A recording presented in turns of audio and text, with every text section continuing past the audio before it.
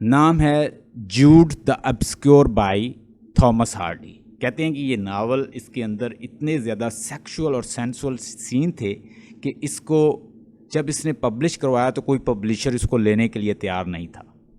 वो इतना extreme side दिखाता था सेक्सुअल और इस तरह के न्यूड सीन के nobody is ready to accept it, nobody is going to publish such kind of work. अब पब्लिश करे तो अपनी जो साख है उन्होंने वो ख़राब करनी है। तो बहरहाल पहले ये सीरियल में पब्लिश होता रहा 1894 और सीरियल वाइज पब्लिश होता रहा। उस वक्त ये था जो लिटरेरी पीरियड था विक्टोरियन एज में, जैसे चार्ल्स डिकन था तो वो क्या करता था, वो भी सीरियल में पब्लिश करता था। उसका बहुत सारा वर्क जो है वो सीरियल में पब्लिश होता था। ये पहले सीरियल्स में उसको पब्लिश करता रहा यानी 1894 में, और 1895 में थॉमस हार्डी ने इसके ऊपर फुल बुक लिखी। नाम है इसका Jude the Obscure by Thomas Hardy. 11 year का इसमें एक प्रोटैगनिस्ट है जो कि जब स्टार्ट होता है नावल तो वो 11 ईयर का है, जिसको पाला है उसकी आंट ने, एक वर्किंग क्लास से ताल्लुक़ रखता है जूड, और उसकी डेथ होती है जब वो 30 साल का होता है। अब इसकी स्टोरी आप सुनेंगे और आप इसको बड़ा एंजॉय करेंगे। He has written full book in 1895, और ये वो यानी नावल है जिसको थॉमस हार्डी ने फुल लिखा था। और एक और बात आपको बता दूं, ये लास्ट नावल है। वो पूछ लें आपसे what is the last novel of Thomas Hardy, तो आप बताएंगे Jude the Obscure by Thomas Hardy. He was influence from the teacher. अब इसके अंदर एक प्रोटैगनिस्ट है, इसका प्रोटैगनिस्ट का नाम नोट कर लें, उसका नाम है जूड नामी 11 ईयर एक बॉय है जिसको इसकी आंट ने पाला है, वर्किंग क्लास से ताल्लुक़ रखता है। डेथ होती है जब उसकी वो 30 ईयर का होता है। बहुत सारे एक्सपीरियंस करता है अपनी लाइफ में, और इसकी आंट ने इसको ब्रॉट अप किया है, और ये वर्किंग क्लास से बेकरी में काम करता है और ये पढ़ना चाहता है। एक स्कूल मास्टर होता है जिस इलाके में ये रहता है, उस इलाके में एक स्कूल मास्टर था, नाम था उसका रिचर्ड फिलिटसन।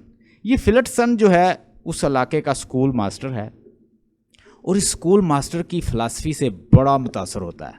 वो इसे बताता है कि इंसान को पढ़ना चाहिए, फ़िलासफ़ी को सीखना चाहिए, ठीक है, लर्निंग करनी चाहिए, एजुकेशन हासिल करनी चाहिए।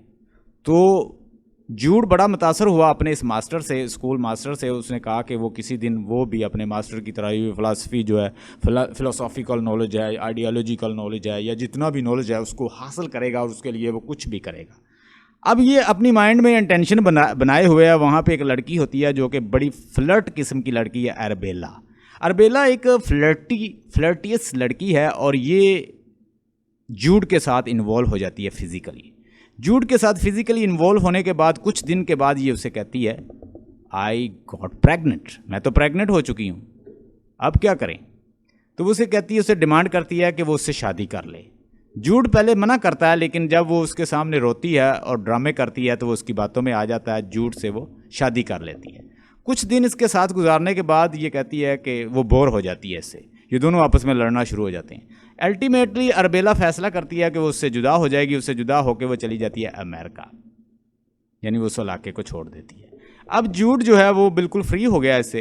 तो जूड ने ये सोचा है कि वो अब यूनिवर्सिटी जाएगा, जहाँ पे उसका मास्टर जो है, अब स्कूल से मास्टर यूनिवर्सिटी में जा चुका है, तो वो उस यूनिवर्सिटी में जाएगा और वहाँ पे जाके वो तालीम हासिल करेगा। जब वो यूनिवर्सिटी में जाता है तो उसकी मुलाकात होती है उसकी कज़न सू से।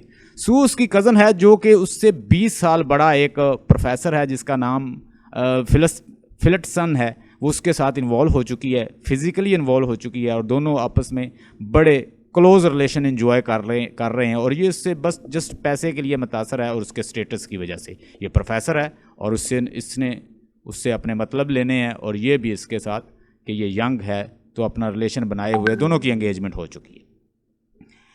अल्टीमेटली जब मुलाकात होती है सू की जूड के साथ, तो जूड की ब्यूटी से मुतासर होती है। जूड एक हैंडसम, अट्रैक्टिव, और इधर से सू भी काफ़ी अट्रैक्टिव है और उसकी कज़न भी है। ये दोनों एक दूसरे के साथ इन्वॉल्व होते हैं और अट्रैक्ट होते हैं और फिज़िकल हो जाते हैं। जब ये दोनों आपस में फिज़िकल हो जाते हैं तो ये क्या चाह रही है कि अब इसको छोड़ के इसके साथ रिलेशन बना ले। जूड के बारे में उसे पता चलता है कि वो अरबेला से किसी पहले भी शादी किए हुए था। तो वो उसे कहती है तुमने मुझसे झूठ बोला है, तुम तो पहले ही शादीशुदा हो। वो इसे छोड़कर फिर प्रोफेसर के पास चली जाती है, प्रोफेसर के साथ शादी कर लेती है, कुछ अरसा इसके साथ रहती है। तो सू जो है इससे बोर होना शुरू हो जाती है। सू रिचर्ड पिल्सन से कहती है कि वो उसके साथ मज़ीद नहीं रहना चाहती। उसकी फीलिंग अब भी जूड के लिए है, वो चाह रही है कि वो जूड के पास चली जाए। तो रिचर्ड फिलिप्सन ये फैसला करता है कि अगर वो जाना चाहती है तो मैं इसे जाने देता हूँ, कहता चली जाओ। जैसे ये जाती है तो बाद में ये डिप्रेस हो जाता है कि उसने अपनी बीवी को क्यों जाने दिया है। अब ये शादीशुदा है और इसके साथ इसकी शादी हुई है और जस्ट इससे उकता गई है, तो चली गई जूड के साथ। जूड के साथ उस वक्त विक्टोरियन पीरियड चल रहा है और आपको पता है विक्टोरियन पीरियड एक कन्वेंशन, नॉर्म्स और रूल और रेगुलेशन की एज थी। उस एज में कमरा सिर्फ उनको मिलता था जो मैरिड कपल होता था। लेकिन ये क्या करते हैं, ये एक सराय से दूसरे सराय, इंस टू इंस जो हैं ट्रैवल करते हैं और इस तरह ये इकट्ठे रहते हैं। अब ये बहुत सारी मुश्किलात का भी शिकार होते हैं, ये काफ़ी मसाइल की वजह से लड़ने भी लग जाते हैं एक दूसरे से। लेकिन फिर जूड जो है उसको चूँकि यंग है तो वो उसे फिर अपनी तरफ अट्रैक्ट कर लेता है।